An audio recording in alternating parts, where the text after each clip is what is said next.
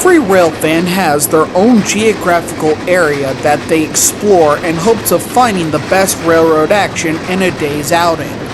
Mine is an area that begins in Ohio's state capital, before going up to Galleon and Crest Line, then up to Bucyrus, over to Fostoria and Deschler, and then eventually back down to Marysville before returning back to Columbus. This area is where the majority of Ohio's train traffic passes through, thus the best chances of seeing something special worth going to go shoot.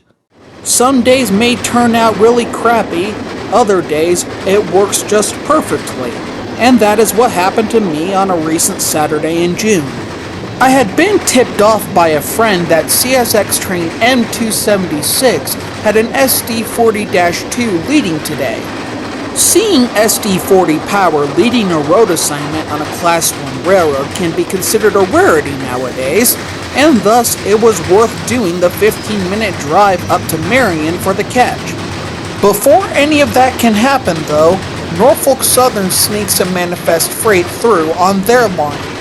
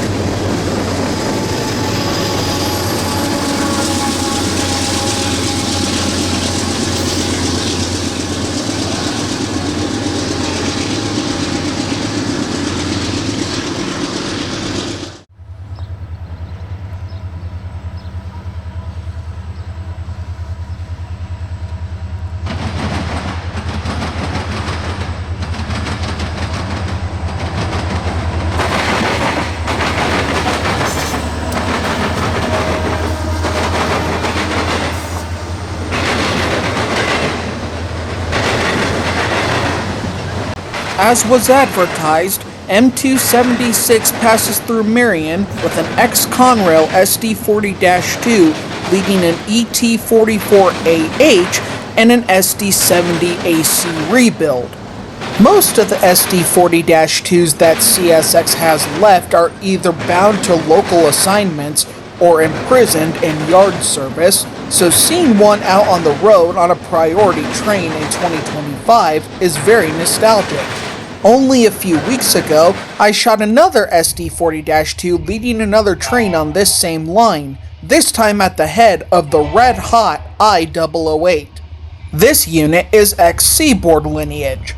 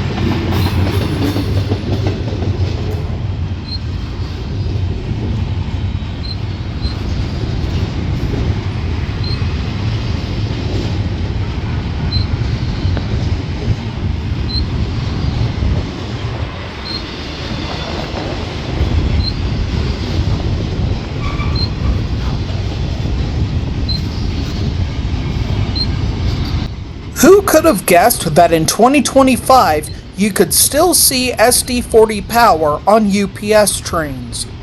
Hopefully there will be a few more of these occurrences before time runs out on these engines. Returning back to the present day, the Norfolk Southern Sandusky District lights up again in the form of NS train number 18M.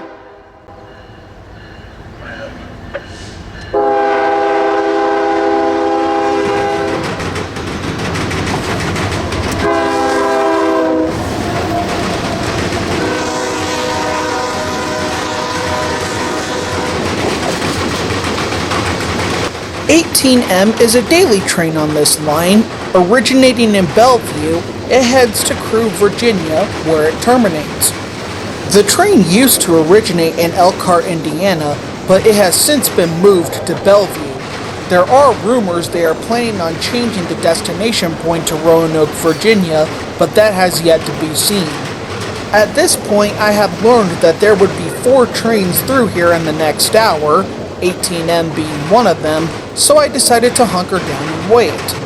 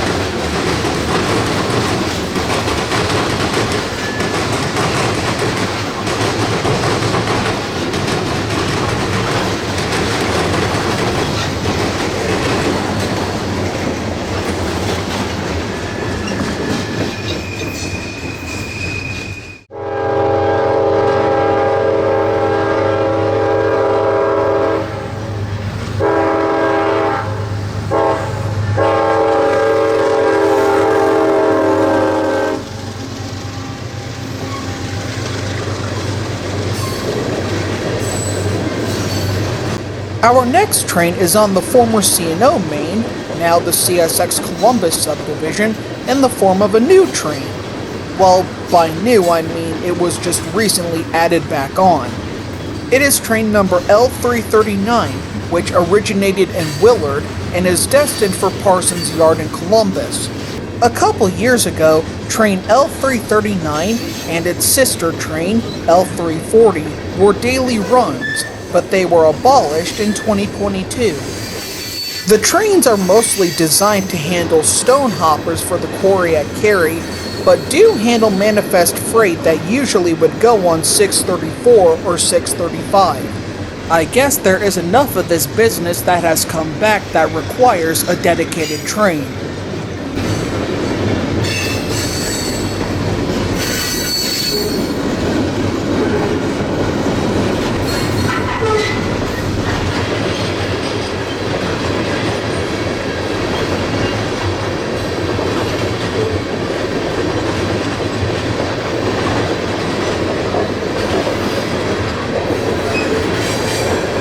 At this point, I had begun to set up for the inbound I-008, which was apparently gigantic today.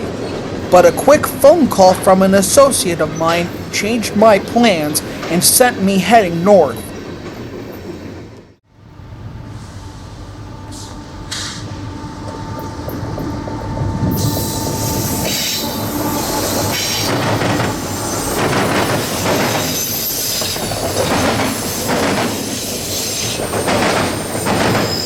Welcome to Bucyrus, located about 20 miles northeast of Marion.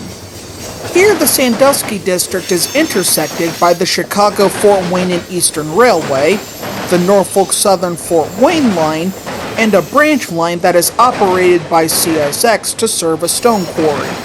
Bucyrus was once where the Pennsylvania Railroad's famous Broadway Main Line crossed over its Sandusky branch, and also crossed over the New York Central's Toledo and Ohio Central line. The Toledo and Ohio Central line came south out of Toledo, through Fostoria, through here at Bucyrus, and ran all the way to what is today Thurston, Ohio.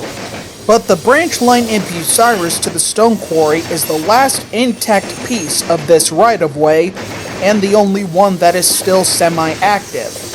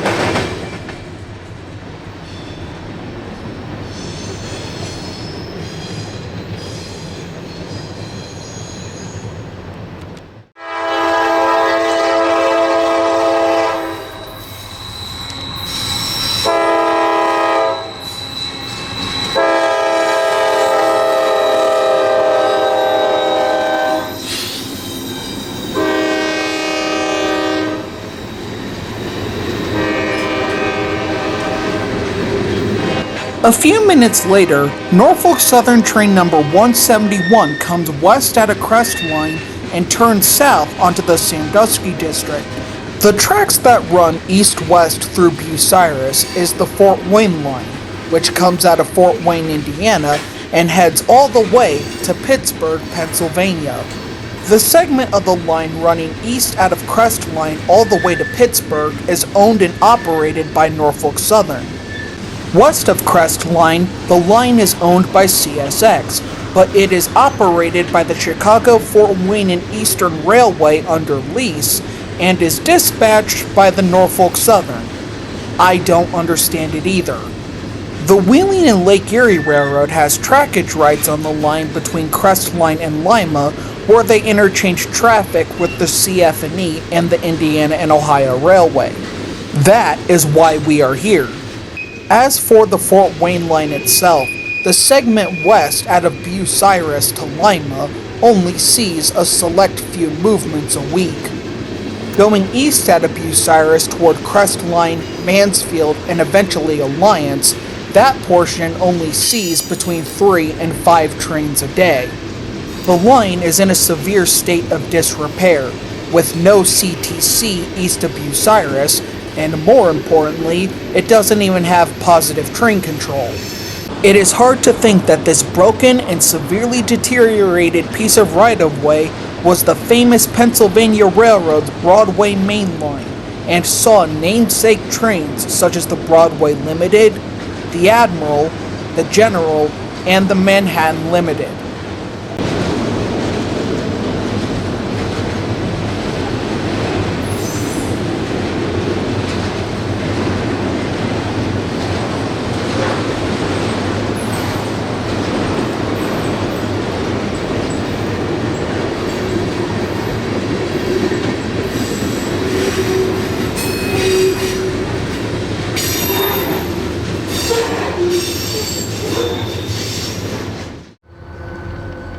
Finally, after about 3 hours of waiting, here came the day's main event.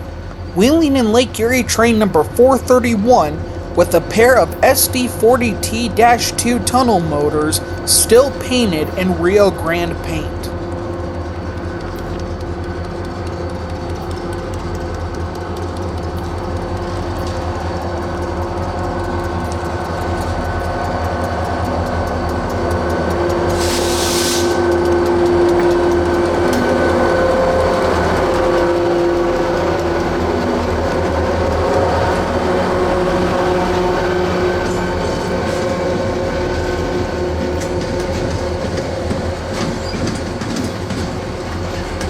Today's 431 is 2 engines and 55 gondolas of various types. I actually didn't intend to shoot this train at all. I thought he had passed by several hours earlier. Although the holdup in Crestline provided a nice time of day to shoot the train, I felt bad for the crew as they had been on the clock since 6 o'clock this morning. I learned later on that evening that they didn't make it to Lima before the end of their shift. Wheeling train number 431 and its return train number 430 are as-needed jobs, but they usually run once or twice a week. It is the only regular train that can be seen on the line between Bucyrus and Lima.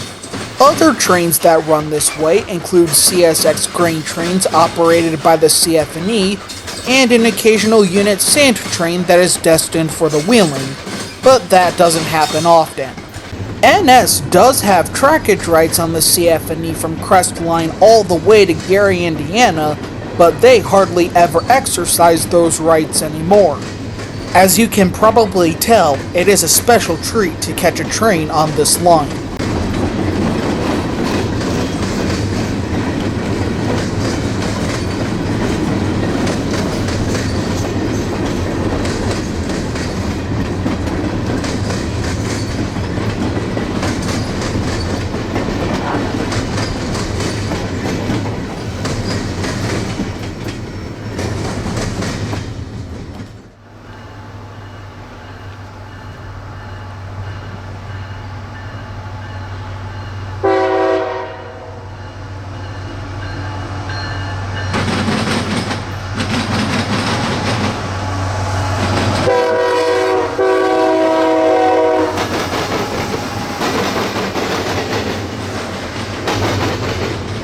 After the wheeling train cleared Bucyrus, I decided to turn around and head for home. But a quick text changed my plans again and sent me heading back for Marion. Not even 5 minutes after I pull in and get settled down, CSX train number M332 comes across the diamonds with his usual cargo of intermodal containers, manifest freight, and auto racks. There is nothing really special about this train, so we'll let him go on his way.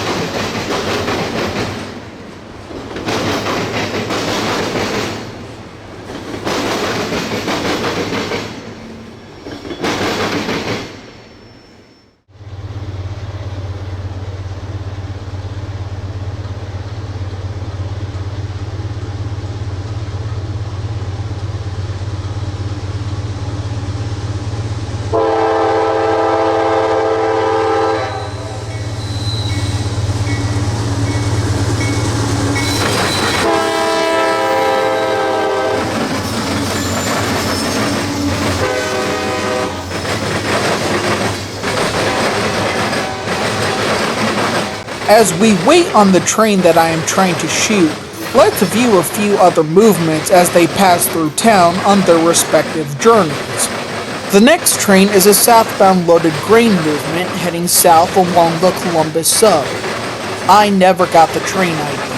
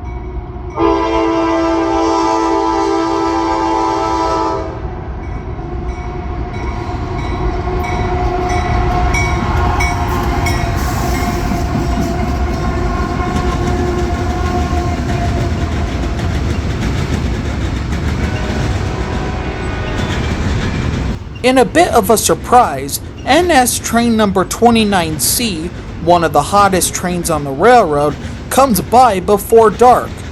29C usually passes through Marion at around midnight. Today he's making his way through town at just after 2100. Even more unusual, for me anyways, today's 29C doesn't have any UPS trailers on him. UPS is a shipper on this train.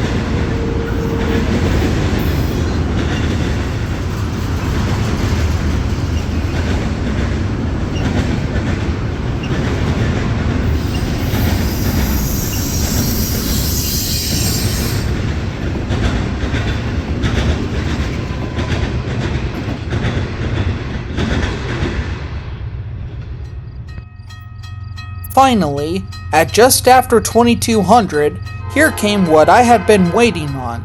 CSX train B627, a loaded ethanol train for Charlotte, North Carolina.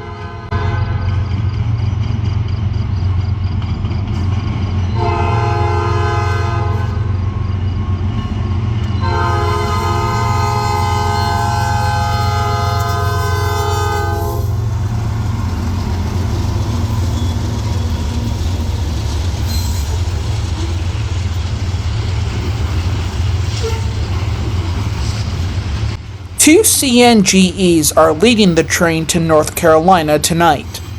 It may not appear very special, and it also doesn't appear to be something worth waiting on for as long as I did, but to me it was due to the circumstances. Due to the destruction of the former Clinchfield Railroad after Hurricane Helene last year, CSX began routing ethanol trains as well as other unit trains down the Toledo subdivision. With the steady progress of the rebuilding of the Clinchfield, CSX has moved some ethanol trains back onto the C&O main, I guess in preparation for the line's reopening. I have been told there is more to come, with units sand, potash, and phosphate due to start making their way over this line.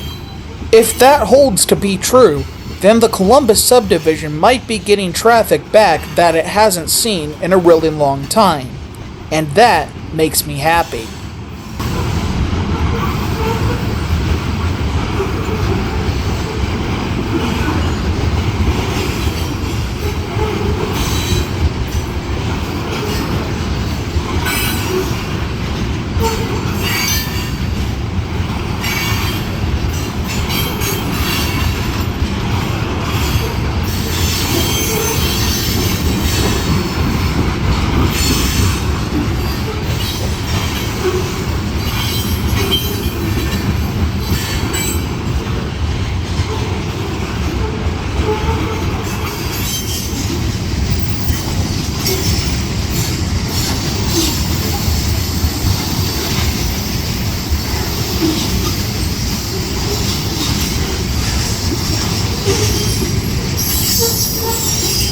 The green signal on the left is for northbound train L456, but we won't be seeing that as he was stopping here in Marion to make a set out.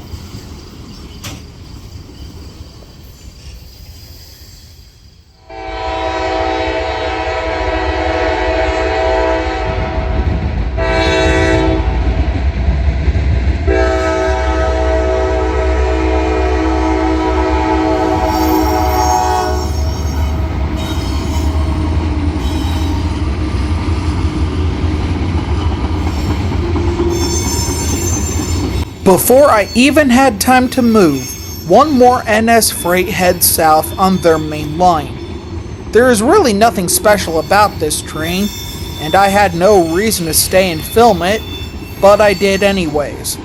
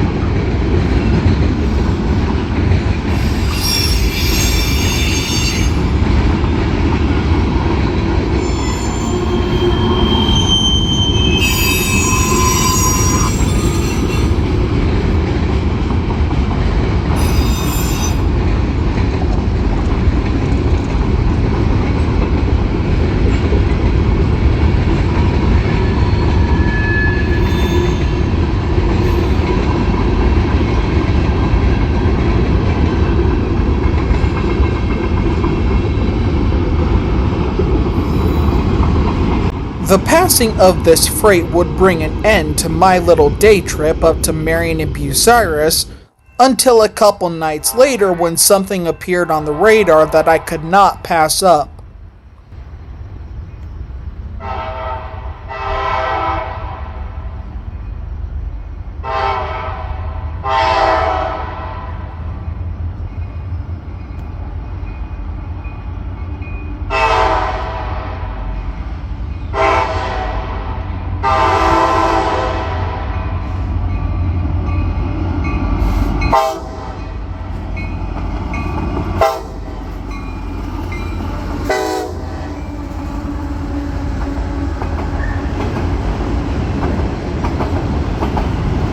CSX engines number 4720 and 1776 are seen paired together on the head end of train number M277.